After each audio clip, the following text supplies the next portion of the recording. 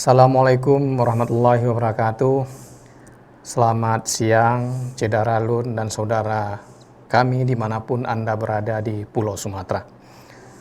Senang sekali pada hari ini saya bisa menjumpai Cedaralun di seluruh Sumatera pada siang hari ini dalam bincang-bincang tentang destinasi wisata Kota Banda Aceh sebagai bagian dari Tokso Sumatra Travel Destination Summit. Cedaralun, bincang-bincang pariwisata pada sore hari ini merupakan rangkaian diskusi kita dengan beberapa daerah yang ada di Pulau Sumatera yang pada hari ini giliran kita dari Aceh. Banyak hal yang bisa kita ungkapkan, kemudian yang bisa kita bincangkan dalam rangka menumbuhkan pariwisata sebagai salah satu sokok guru ekonomi baik di Aceh maupun juga di Pulau Sumatera. Sore hari ini saya Muhammadin, wartawan Serambi Group, bersama dengan Bapak Iskandar. Beliau ini Kepala Dinas Pariwisata Kota Banda Aceh. Nama lengkap beliau adalah Pak Iskandar, SHOS MSI. Sudah lama kami menjadi bahagian diskusi yang menyenangkan Pak Is ya. Dan diskusi pariwisata ini adalah salah satu diskusi yang sangat menarik. Kemudian juga di studio ini sudah hadir Bapak Insinyur Yusri Samaun, Sarjana Ekonomi.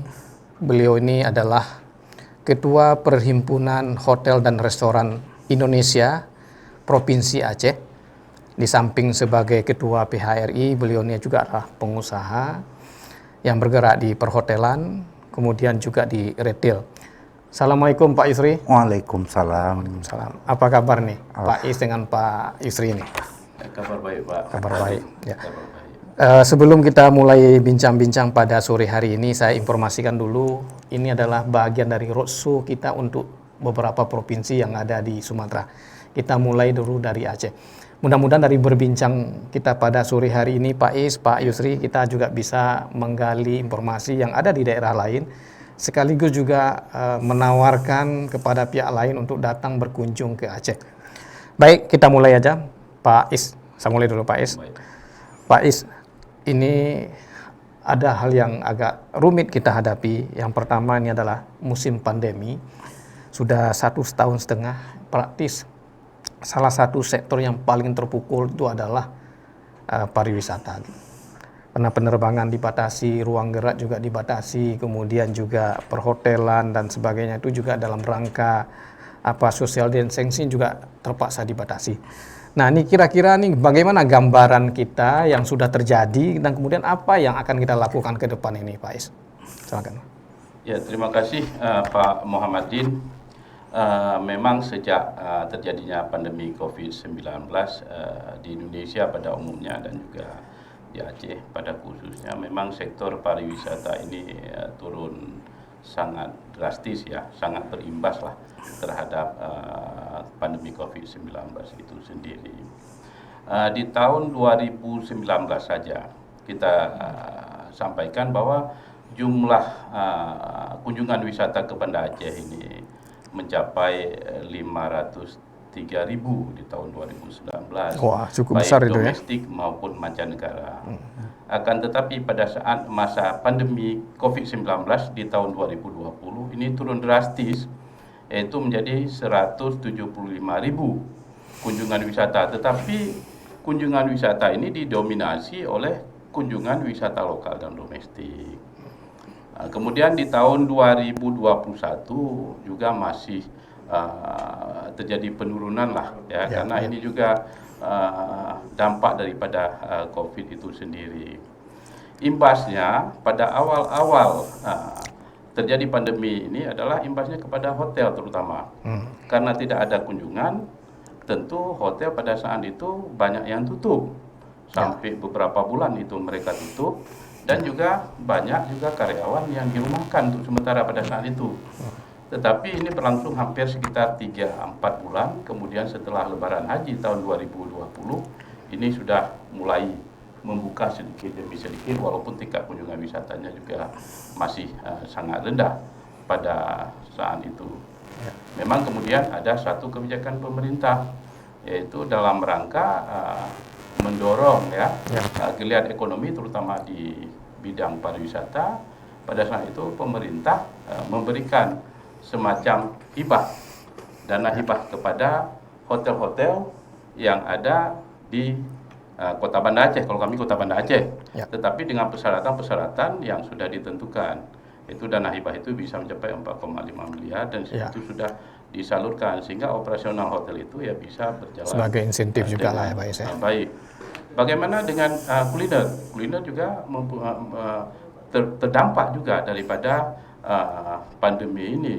Jadi banyak orang yang beralih usaha, karena usaha-usaha yang selama ini mereka laksanakan sebelum pandemi ini anjlok, sehingga beralihlah ke usaha-usaha lain. Memang usaha-usaha kuliner ini mungkin yang kecil-kecil ini masih bisa bertahan, Kemudian juga akibat pandemi ini ya tentunya penerbangan kalau dulunya sebelum pandemi ada penerbangan sampai 5 kali satu hari Malaysia ke Banda Aceh setiap harinya. Ya tentunya ini juga memberikan dampak yang cukup besar kepada Kota Banda Aceh. Dengan banyaknya orang datang ke sini, ya tentu mereka membawa uang. Ini akan membuka peluang untuk sektor ini bisa berkembang dan bisa membuka lapangan kerja sehingga kemiskinan bisa kita tekan. Tapi saat ini ya karena uang yang berputar juga tidak cukup banyak, terbatas, maka tingkat pengangguran juga akan semakin besar dan kemiskinan juga akan kita khawatirkan akan menaik juga. Jadi apa yang kita lakukan saat ini selama pandemi ini ya tentunya kita juga di pariwisata selain melakukan revitalisasi dan rehabilitasi terhadap beberapa objek wisata dan juga kita membuka peluang kepada kawan-kawan untuk berkunjung ke Banda Aceh tetapi dengan prokes yang sangat ketat. Baik Pak Is, ini mungkin kita simpan dulu ya. Nanti kita akan berbincang-bincang lagi dengan Pak Is apa yang harus dilakukan. Tapi sebelumnya ini kita berbincang dengan Pak Yusri. Nah ini yang sebagai pelaku ya yang paling besar dampaknya. Mungkin Pak Yusri bisa menggambarkan apa yang dialami oleh PHRI, kemudian juga yang terkait dengan PHRI itu selama pandemi ini, Pak. Ya, Assalamualaikum warahmatullahi wabarakatuh. Waalaikumsalam. Ya, saya kebetulan hari ini bertindak mewakili sebagai Ketua PHRI PPD Aceh. Kemudian kalau ditanya apa yang kendala yang dia alami oleh PHRI atau Persatuan Hotel dan Restoran Indonesia untuk khususnya Aceh pada tahun ini memang cukup terpukul, bukan lagi terpukul. Dan saya pikir semua orang pada tahu, dampak yang kami harus tutup dan kami harus rumahkan karyawan, walaupun 1-2 hotel yang tetap bisa beroperasi ya, tapi tidak maksimal Pak ya? Tidak akan maksimal. Nah itu yang paling berat pada awal pandemi itu. Sekarang sudah mulai berkian dengan pertumbuhan sekitar 20%. 20% akupansinya. Jadi walaupun kita sudah bisa rolling karyawannya, mana yang masuk dulu atau kita tukar itu kan. Saya pikir udah mulai. Namun semua itu saya pikir terlalu naif juga kita selalu mengucapkan masalah-masalah yang timbul.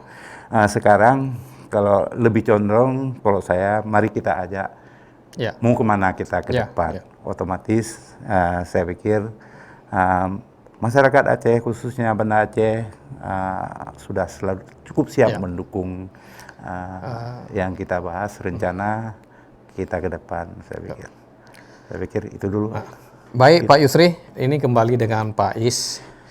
Banda Aceh ini sebenarnya salah satu daerah yang memiliki situs dan potensi pariwisata yang cukup baik, cukup banyak juga, baik itu sejarah maupun juga alam Pak Is ya. Mungkin sebelum kita berbincang-bincang apa yang harus kita lakukan terhadap pengembangan pariwisata ke depan ini, daya tarik yang ada di Kota Banda Aceh itu apa saja Pak Is ini? Supaya masyarakat yang ada di Pulau Sumatera ini juga tahu, yang belum memiliki informasi. Ya dengan informasi itu ya kita berharap ke depan ini Banda Aceh bisa menjadi salah satu pilihan untuk kunjungan pariwisata yang ada di Pulau Sumatera ini. Iya, seperti kita ketahui Aceh ini kan daerah pelaksanaan syariat Islam juga ya. Tentu core wisata kita lebih kepada bagaimana itu kita mengembangkan wisata halal untuk kota Banda Aceh dan wisata yang bernuansa Islami. Tentunya ini didukung oleh potensi-potensi yang ada di kota Banda Aceh. Banda Aceh sebagai kalau dulunya Aceh ini kan sebagai gerbang ya, maksudnya Islam ke Indonesia. Tentu di sini banyak masjid-masjid tua yang ada dan banyak makam-makam ulama yang bisa dikunjungi oleh para wisatawan ke Banda Aceh ini. Ada makam ulama dari Turki, dari Arab dan lain sebagainya. Kemudian di sisi lain Banda Aceh juga merupakan ibu kota kerajaan Aceh Darussalam yang sangat terkenal dulunya. Tentu banyak peninggalan-peninggalan bersejarah yang ada di Banda Aceh, yaitu ada beberapa kawasan yang kita katakan juga merupakan kawasan seperti Kota Pusaka, misalnya kawasan di areal Baitur Rahman, mulai Meligo, kemudian juga sampai Taman Sari dan sampai ke Kepok sana. Kemudian di Banda Aceh juga kita mempunyai tsunami site, karena kita juga pernah terkena dampak daripada tsunami. Selain itu juga kuliner di Banda Aceh juga sangat memberikan nuansa yang berbeda ya dengan tempat-tempat yang lain. Di sini banyak sekali kuliner-kuliner. Apalagi kalau kopi, ada tagline-nya juga secangkir kopi sejuta cerita. Lain kopi, lain cerita. Tidak ada kopi ya, tidak ada cerita. Ini adalah sesuatu yang sangat potensial dan dapat kita promosikan supaya orang bisa datang ke tempat kita. Banyak kopi, banyak cerita. Secangkir kopi, sejuta cerita. Pak Yusri, ya tadi kita berbicara ada masalah gitu karena COVID gitu ya. Kemudian ada potensi yang sangat besar dengan kita gitu ya kan. Dan kemudian juga ada harapan kita ke depan ini gitu ya kan. Nah, bagaimanapun pariwisata ini telah memberikan sesuatu yang besar terhadap ekonomi daerah khususnya Banda Aceh gitu ya kan. Nah, ini ke depan ini persiapan dari PHRI sendiri dalam mensupport pengembangan pariwisata itu apa saja, Pak? Apa ada misalnya ada kuliner baru, ada kreasi baru, ada atraksi-atraksi baru yang akan kita buat, yang kita combine antara melalui Zooming ini juga mungkin ada yang nyata gitu ya. Kira-kira gimana nih Pak? Terima kasih Pak Din. Kalau bicara PHRI dengan persiapannya, artinya semua pengusaha itu pada saat dia vakum, dia selalu mencari jalan keluar. Mencari jalan keluar macam mana dia untuk keluar dari masalah atau menyelesaikan masalah yang timbul. Itu semua pengusaha, saya pikir tidak hanya di PHRI. Namun demikian, PHRI itu sudah menyiapkan mungkin prediksi. Dulu prediksi pada akhir 2020 kita akan booming wisata karena orang sudah jenuh dengan kondisi pandemi yang tinggal di rumah. Itu akan booming. Dan waktu itu target utama kita adalah wisata kabupaten kota, wisata lokal Indonesia khususnya plus sedikit Malaysia itu kita siapkan. Namun demikian pada saat kekosongan ini, vakum ini, penambahan kamar hotel di Aceh yang cukup signifikan. Mungkin bisa dalam masa diem ini ada pertambahan 1.000 kamar ya Pak Is ya. Ada pertambahan 1.000 kamar lagi untuk tempat-tempat inap wisata yang ada di Banda Aceh.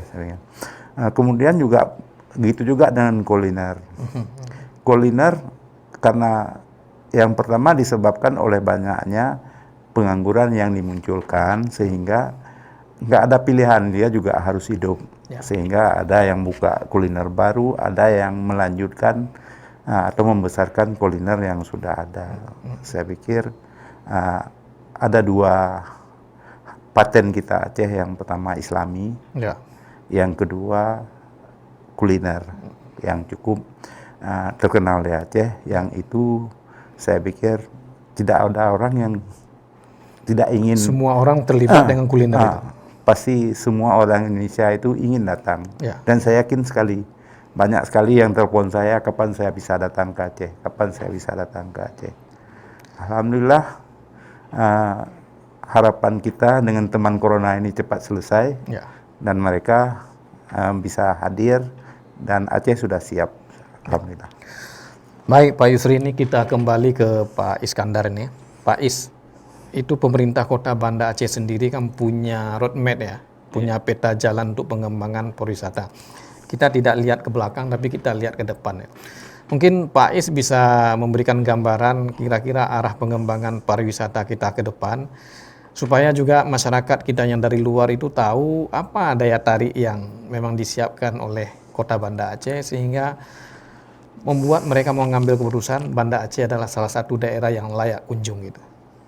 Iya, benar sekali. Jadi dari roadmap kita dalam 2-3 tahun terakhir ini, ya kita akan mengembangkan beberapa kawasan wisata yang potensial. Kita katakan saja kawasan wisata mulai dari Ulele Kita sampai menggunakan dengan, pantai ya, wisata bahari. ekoturism ya. Ekoturism mulai dari Ulele sampai dengan Alunaga, itu kawasan wisata baharinya Kota Banda Aceh. Di luar Aceh besar sendiri ya. Di luar Aceh besar sendiri. Kalau di Aceh besar cukup banyak itu wisata-wisata bahari. Ini yang kita kemas bagaimana seindah mungkin sehingga mempunyai daya tarik orang mau datang ke Banda Aceh. Ya. Saat ini juga ya kita sedang melaksanakan beberapa kegiatan dalam rangka juga memperindah daripada kawasan tersebut, yang selama ini mungkin ya di Banda Aceh belum ada dermaga-dermaga wisata. Ini sudah mulai kita buat dermaga-dermaga wisata. Kemudian di kawasan pantai juga kita sedang melakukan pembangunan beberapa pedestrian sehingga orang bisa menikmati suasana pantai, bisa berjalan-jalan. Kemudian juga kita di tahun ini juga kita sedang melaksanakan pembangunan gazebo, itu beberapa lokasi di tepi pantai, sehingga tidak ada lagi nantinya ya tenda-tenda warna-warni, tapi kita sudah ada gazebo-gazebo yang bisa, yang pemandangannya juga akan lebih dan sangat indah. Kemudian kita juga meneruskan sampai dengan kawasan kilometer 0 Kota Banda Aceh, yaitu di kawasan Kampung Jawa dan Kampung Pandi yang juga sangat terkenal dengan sejarahnya itu, dan sampai akhirnya ke Alunaga, karena di Alunaga ini potensi wisata juga sangat besar karena ini memang terletak di daerah muara pertemuan antara air laut dan air sungai. Nah, ini yang sedang kita kembangkan dalam 1, 2, 3 tahun ini. Sedangkan kawasan-kawasan potensial lainnya seperti heritage ini ya cuma kita revitalisasi. Baik Pak Is, ini ada perkembangan terbaru ya, Pak Wali Kota kita Aminullah Usman itu sangat berkonsentrasi mengembangkan pariwisata di Kota Banda Aceh, karena itulah yang bisa diandalkan di luar pendidikan dan perdagangan retail. Nah, ini saya mendengar informasi juga banyak daerah-daerah yang dulu menjadi pusat pasar sekarang itu harus direhab atau diperbaiki, dijadikan menjadi tempat-tempat wisata. Mungkin Pak Is ini selaku Kepala Dinas Pariwisata bisa menggambarkan juga kira-kira tambahan destinasi kita di luar yang sudah ada, di luar potensi alam, di luar sejarah tadi. Ini kan ada support, ada dukungan juga. Misalnya di pusat-pusat kuliner di Banda Aceh. Nah, ini mungkin Pak Is juga bisa menyampaikan untuk supaya saudara-saudara kita yang ada di Pulau Sumatera juga bisa mendapat informasi bahwa Aceh ini bukan hanya kaya potensi, tapi juga memiliki tempat-tempat kuliner yang menarik ya. Bukan hanya kontennya menarik, tapi juga suasananya gitu. Suasananya lebih nyaman. Oke, di tahun ini ya kita sudah merelokasi ya pasar yang ada di Penayung ke kawasan Pasar Al-Mahirah di Lam Dingin. Dan Penayung ini nanti akan kita jadikan kawasan wisata, terutama kawasan wisata kuliner yang di Penayung. Karena bagaimanapun Penayung ini menjadi ikonnya Kota Banda Aceh juga, yang merupakan Kampung Penayung ini ikon daripada kota tuanya Banda Aceh. Karena di sini di kawasan Kampung Penayung ini hampir 80% itu penduduknya adalah dari Tionghoa. Jadi dapat kita katakan sebagai kampung Cina juga lah, Pacinan ya. Chinatown. Chinatown. Ya, ini yang akan kita kembangkan mulai tahun ini akan kita kembangkan, dan ini akan menjadi daya tarik wisata nantinya ke Banda Aceh. Selain dari itu, ini juga di Kampung Penayung ini ada sungai. Sungai yang mengalir ya, yang membelah Kota Banda Aceh ini juga akan kita jadikan semacam waterfront city.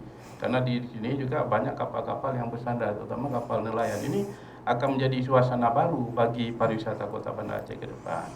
Menjadi view yang cantik juga ya kan.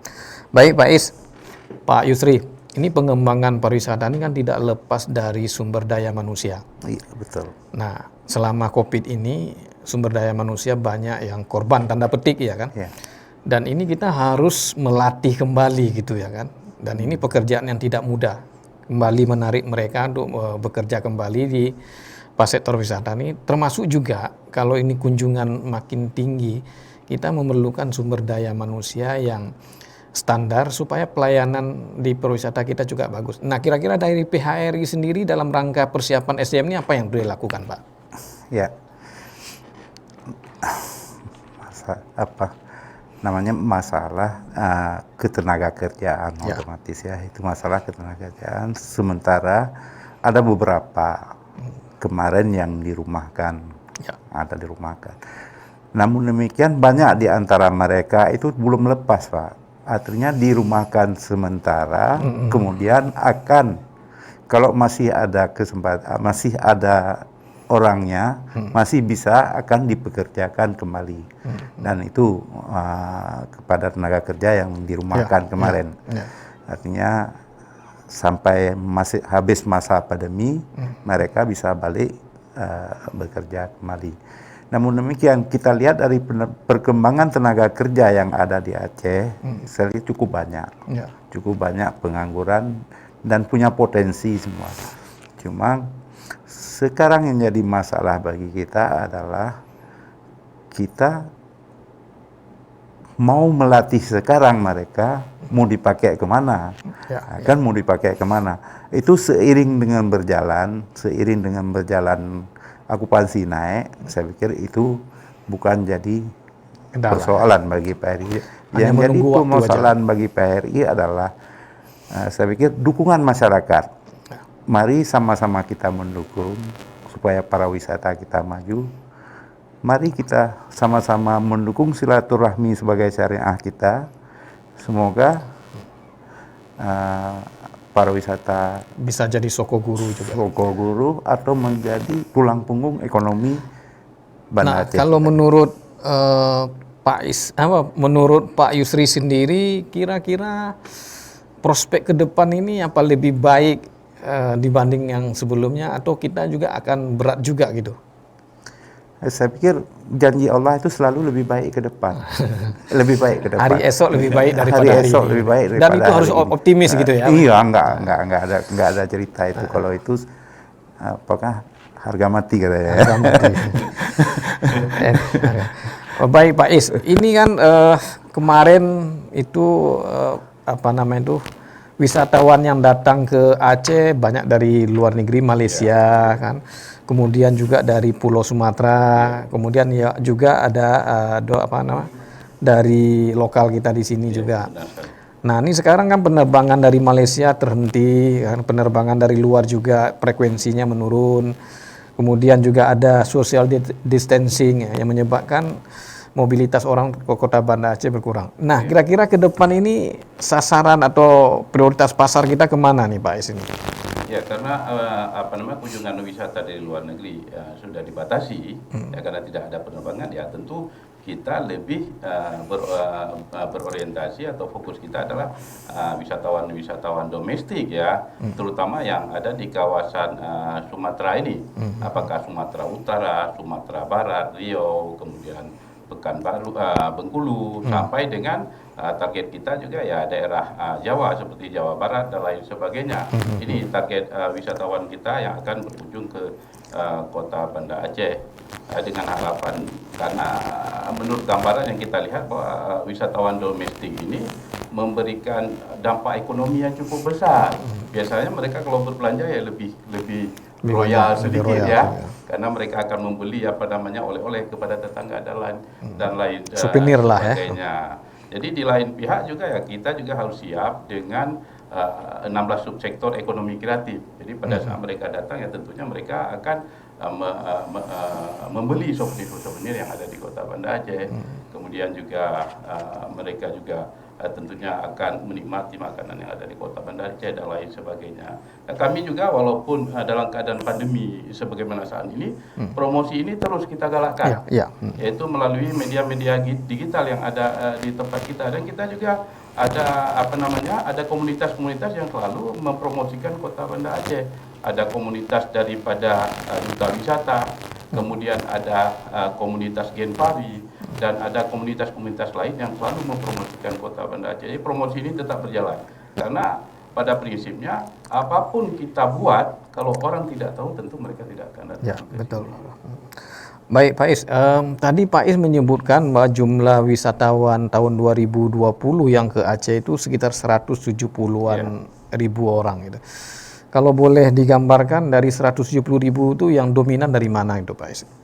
Iya, yang sangat dominan kita melihat adalah dari daerah Padang ya, mungkin punya chemistry yang cukup kuat. Ada hubungan lah gitu ya. Aceh, kemudian juga dari Sumatera Utara, kemudian juga dari Riau, kemudian dari Jawa Barat dan beberapa kota lain yang ada di Indonesia. Selain itu juga kunjungan-kunjungan dari kawan-kawan wisatawan lokal juga cukup banyak, terutama di kawasan provinsi Aceh sendiri, dari kabupaten kota juga mereka cukup banyak datang ke Kota Banda Aceh.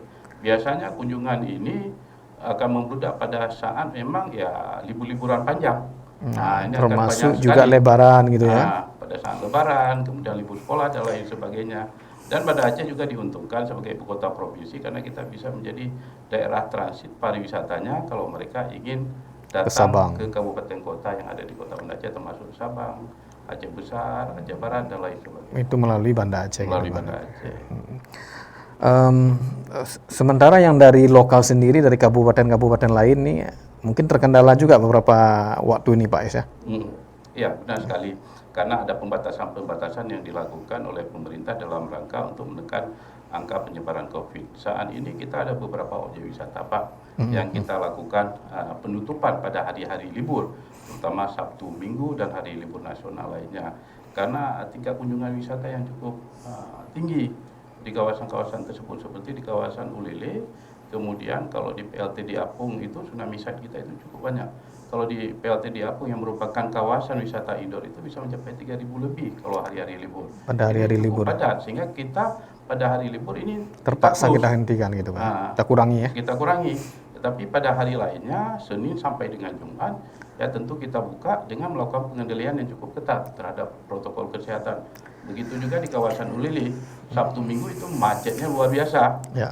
Pada hari-hari yang lain, ya tentu kita lakukan pengendalian prokes yang cukup ketat. Pada hari Sabtu Minggu saja kita tutup. Sedangkan kawasan-kawasan taman lainnya ya sampai saat ini masih kita buka, tetapi ya tentu dengan pengendalian yang cukup ketat agar mungkin sedikit Pak Is, ini selama pandemi ya kita masih memprediksi pandemi sampai akhir tahun masih ada gitu. Ini kan ada pembatasan waktu. Nah mungkin ini sebagai gambaran untuk masyarakat, pembatasan waktu ini kapan saja itu, baik di warung kopi maupun juga tempat-tempat keramaian gitu. Iya, kalau di tempat keramaian, sebagaimana tadi saya sampaikan, kalau di kawasan Ulili itu Sabtu Minggu kita close ya. Kemudian musim tsunami memang sudah di close, kemudian PLT di Apung Sabtu Minggu dan hari libur kita close, sedangkan hari lain kita buka tapi dengan pembatasan yang cukup ketat. Sedangkan warkop atau warung kopi atau coffee shop itu dibatasi sampai dengan pukul 10 saja. 10 sampai 10 malam ya. Besok pagi jam habis subuh sudah bisa buka kembali. Ya, sudah Pak. bisa buka kembali. Perlu kami sampaikan bahwa sektor pariwisata salah satu sektor yang sangat penting di dalam satu perekonomian, baik itu nasional maupun di daerah. Sektor pariwisata sudah memberikan sumbangan yang cukup besar dalam pertumbuhan ekonomi, menyerap lapangan kerja, bahkan juga mengurangi jumlah penduduk yang miskin.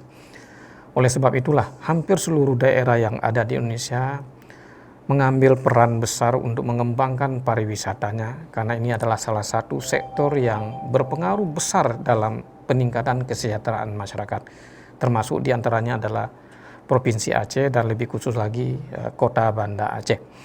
Baik, kita lanjutkan bincang kita pada sore hari ini, Pak Yusri. Ya, pengembangan pariwisata ini di mana-mana menjadi andalan setiap orang.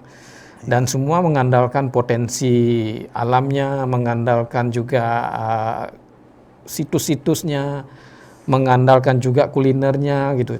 Nah, kalau kita hanya berfokus kepada 3 potensi tadi, itu kita bisa kalah bersaing dengan orang lain. Nah, ini menjadi bagian dari kreatifnya dunia usaha di pariwisata. Kira-kira perbedaan kita dengan daerah-daerah yang lain dalam bidang apa saja sehingga orang menarik datang ke Aceh nih? Iya, amin. Alhamdulillah, Aceh ini sudah terkenal cukup lama. Ya. Mulai dari sejarah kerajaan dan paling dikangeni oleh semua negara. Ya. Sekarang balik dengan terjadinya konflik dan sebagainya, sehingga kita sedikit terkendala. Ya.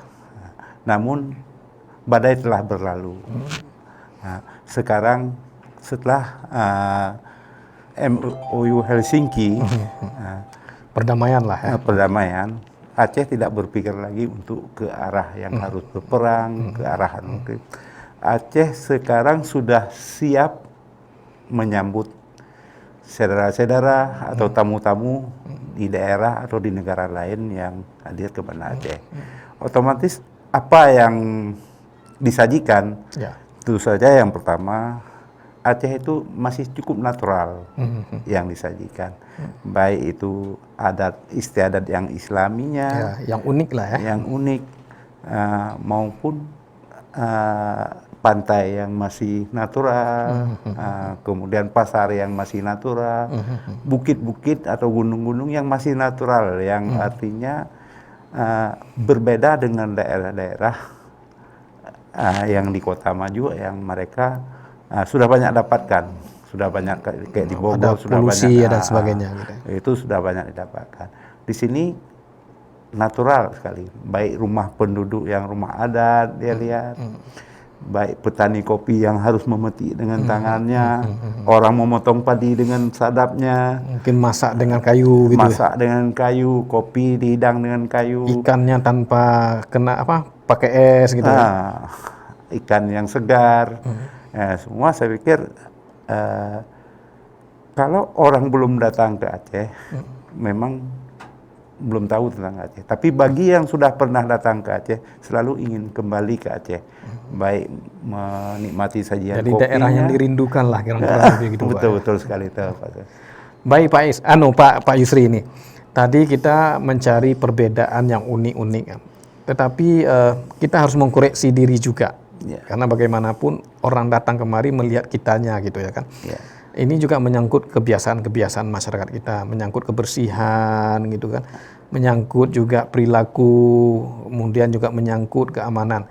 Nah, menurut Pak Yusri apa yang harus kita koreksi sehingga saudara-saudara kita dari daerah lain itu dengan senang hati datang kemari, tidak sekedar menikmati kuliner, potensi alam, tetapi juga suasana hidup yang sangat bersaudara di sini. Apa yang dia lakukan?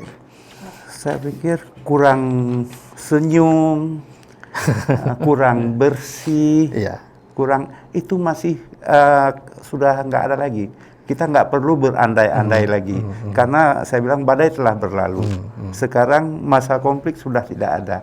Dulu dengan masa konflik orang masih curiga, suudzon satu dengan lainnya, sehingga nampak wajah yang kurang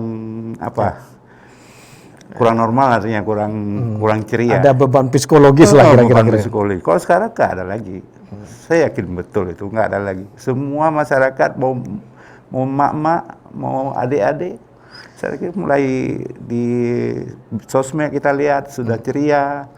Berarti otomatis kebahagiaan kita yang membuat tamu juga bisa bahagia di sini. Saya pikir ada sesuatu yang dinikmati di luar kuliner dan potensi alam tadi, Pak Yusri. Baik, undangan dari naluri manusia, undangan dari naluri hati masyarakat Aceh itu mengundang semua masyarakat di daerah lain untuk bertamu ke tempat beliau. Baik, Pak Yusri, terima kasih. Nih mungkin kita kembali ke Pak Iskandar. Tadi dari dunia usaha sudah menyampaikan bahwa karakter itu memang harus kita perbaiki ya sambil jalan ya, karena memang tidak ada lagi beban psikologis kita sini. Musibah tsunami sudah berlalu, kemudian juga konflik sudah berakhir gitu, kita udah masuk dalam suasana damai sehingga tidak punya alasan lagi kalau kita dipersepsikan sebagai daerah yang keras di sini gitu, Pak. Nah, tentu dari pemerintah sendiri punya peran besar juga untuk membentuk sikap yang baik bagi masyarakat kita. Baik itu melalui peraturan maupun juga melalui himbauan-himbauan atau juga sebagai pembanding dari daerah lain gitu ya, bahwa salah satu yang perlu kita kembangkan adalah suasana friendly-nya orang di Aceh. Nah, menurut Pak Is nih sebagai orang pemerintah apa yang harus dilakukan ke depan ini? Ya, tentu ya sebagaimana tadi Pak Yusri katakan juga ya, badai telah berlalu, konflik sudah tidak ada lagi di Aceh ya maupun di kota Banda Aceh. Tentu kita harus melihat jauh ke depan saat ini bagaimana orang bisa datang ke tempat kita dengan suasana yang menyenangkan, ceria dan lain sebagainya. Ya. Tentu di sini juga ya pemerintah juga melakukan usaha-usaha bagaimana Banda Aceh ini bisa semenarik mungkin, karena bagaimanapun keramat tamahan ini ya sangat diperlukan. Kalau kita bilang nature, hospitality is our nature ya. Jadi hospitality itu merupakan bagian daripada hidup kita. Melekat Kemudian, gitu ya? Melekat daripada hidup kita. Kemudian juga bagaimana kita juga pada saat orang datang ke sini memberi senyum dan lain sebagainya. Ya, ini bisa kita lakukan yaitu dengan cara melakukan pelatihan-pelatihan dan edukasi-edukasi yang kita berikan kepada masyarakat dan sosialisasi kepada para pelaku pariwisata, terutama juga kepada podarwis yang ada di desa-desa yang ada di kota Banda Aceh. Ini terus kita berkolaborasi. Kita selalu menekankan bahwa apabila pariwisata ini berkembang, orang datang ke sini, tentu orang yang akan datang ini akan membawa uang, sehingga banyak uang yang berputar, sektor real hidup. Dengan demikian peluang tenaga kerja juga bisa lebih baik semakin terbuka. Kemudian juga kepada kawan-kawan yang di luar Aceh, kita sangat mengharapkan bahwa Aceh ini tidak seperti yang dibayangkan pada saat masa konflik. Aceh ini sangat terbuka, sangat toleran, ya, sangat hospitality saat ini. Jadi kadang-kadang orang mengatakan kalau ke Aceh kita tidak memakai hijab ini akan ada masalah, itu tidak ada. Silakan saja mereka datang ke sini tidak memakai hijab, tidak ada masalah. Tetapi memakai pakaian yang sopan, mengikuti adat budaya di sini. Jadi tidak perlu ada ketakutan dan lain sebagainya. Ini yang kita ingin informasikan kepada kawan-kawan kita yang di luar daripada Aceh. Datanglah beramai-ramai ke Aceh ini. Lihat Aceh ini. Nikmati suasana Aceh yang penuh dengan kekeluargaan. Keharmonisan cukup tinggi di sini. Apalagi kulinernya, keramat tamahan daripada masyarakat Aceh ini cukup bisa kita nikmati di sini. Jadi supaya masyarakat kita tahu bahwa Aceh ini adalah sudah sangat terbuka. Baik Pak Is, ini biasa di daerah lain seperti Kamboja, Korea, Jepang, itu biasanya masa lalunya dijadikan sebagai alat daya tarik pariwisatanya. Ya kan, dikembangkannya daerah-daerah yang pernah konflik itu untuk dikunjungi, tapi bukan membangun konflik kembali gitu kan, tapi ini membangun semangat untuk melihat ke belakang, tetapi juga untuk tujuan yang ke depan. Dan ini mungkin bagi daerah-daerah yang lain itu menarik untuk diketahuinya gitu. Nah, saya teringat ini tidak ada rencana pemerintah gitu kan membuat satu napak tilas kepada perjuangan GAM ke belakang ya. Ini tujuan kita hanya ingin membangun sejarah, membangun pemahaman sejarah yang baik. Ya, untuk orang tahu bagaimana dulu di zaman konflik. Ini kira-kira seperti itu, bukan membangun konflik baru Pak Is ini. Ini hanya untuk salah satu daya tarik aja gitu. Memang terpikir dari pemerintah? Ya, benar sekali ya. Memang pemerintah sudah berpikir bagaimana nantinya ke depan kita membuat napak tilas ya dari perjuangan-perjuangan tersebut ya. Bukan hanya perjuangan konflik kemarin, juga perjuangan Teku Umar, perjuangan sebagainya gitu kan misalnya. Ya, ini memang sudah dipikirkan oleh pemerintah ya untuk melaksanakan kegiatan-kegiatan tersebut seperti menapak tilas. Dan juga kita juga saat ini sedang mungkin juga termasuk kalau di Aceh Islam pertama masuk di mana gitu kan. Kita bisa menjelaskan kepada masyarakat bagaimana Islam pertama datang ke Aceh gitu ya.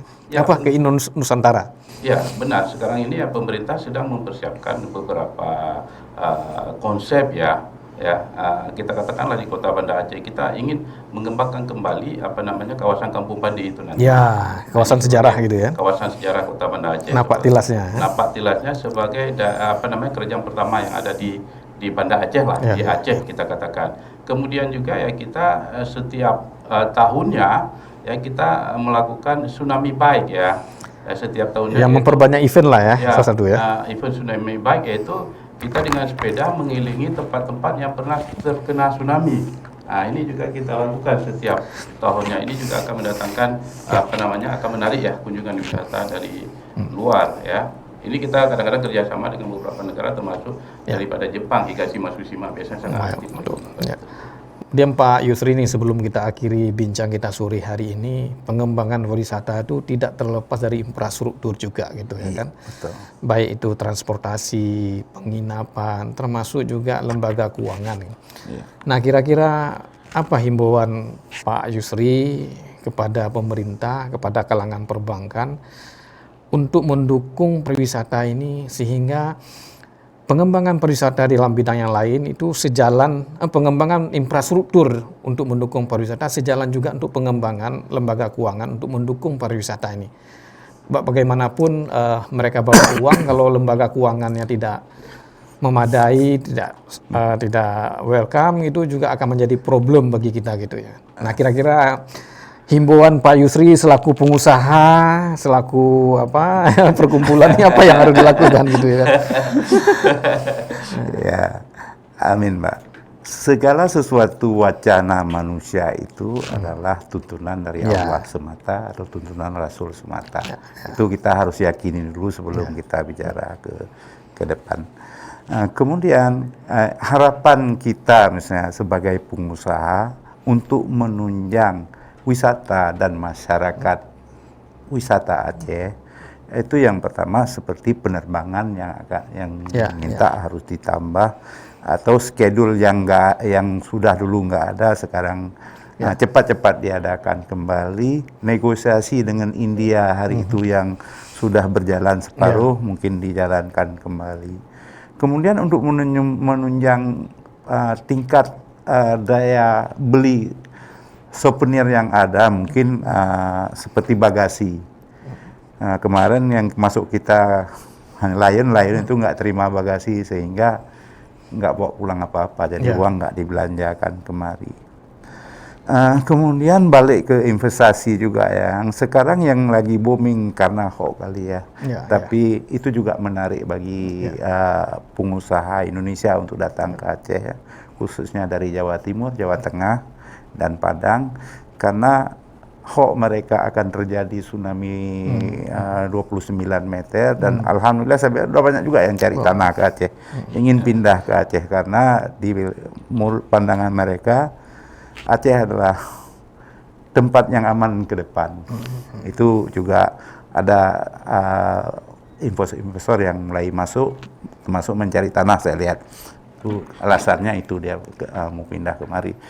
Kemudian ada sedikit yang kemarin problem adalah masalah keuangan itu kayak lembaga keuangan. Lembaga keuangan syariah. Sebetulnya syariah itu jangan kita potong-potong syariah, bersyariahlah secara kafah. Kalau kita potong-potong takut nanti syariah menurut kita mau, syariah menurut yang kita mau. Tapi secara syariah, secara kafah itu kita pandang awalnya berdiri bank itu hanya untuk menanggulangi utang piutang dan rentenir. Itu awalnya berdiri perbankan. Nah sekarang karena sektor pasar dan kemasan pihak tertentu sehingga demi kepentingannya ini harus kita pikirkan bersama-sama ya. Bersama-sama dan itu kita siap menerimanya. Saya pikir insya Allah kalau paling tidak ada sedikit orang luar masuk kemari, welcome lah, ada konvensional walaupun hanya satu payung itu supaya baik mereka. Pak Yusri, Pak Iskandar, sudah bincang-bincang kita pada siang hari ini, banyak sekali yang bisa kita gali. Ya mudah-mudahan kita cari waktu yang lain, kita akan menambah bincang-bincang nih. Cedaralun, pariwisata adalah salah satu sektor yang sangat penting seperti yang saya sampaikan tadi gitu. Kemudian pengembangan pariwisata ini tidak bisa dilakukan oleh satu daerah, tetapi harus dilakukan secara kolaborasi dengan daerah lain. Nah, salah satu diantaranya adalah membangun destinasi wisata Aceh bersama dengan Pulau Sumatera secara keseluruhan. Dengan demikian, mungkin para pengunjung yang akan datang ke Aceh bisa lebih ramai lagi, kemudian juga dengan biaya yang lebih murah. Tapi yang tidak kalah penting juga gitu, di samping terus kita mengembangkan potensi pariwisata, kemudian juga membangun perasaan yang lebih ramah, tapi yang tidak kalah pentingnya adalah memudahkan semua turis yang akan datang ke Banda Aceh. Itulah rahasia di banyak negara dalam pengembangan pariwisata. Cedaralun, demikian bincang-bincang kita pada sore hari ini dalam Bincang Sumatera Travel Destination Summit. Saya Muhammadin, wartawan Serambi Indonesia, mohon diri sampai jumpa pada kesempatan yang lain. Assalamualaikum warahmatullahi wabarakatuh. Waalaikumsalam warahmatullahi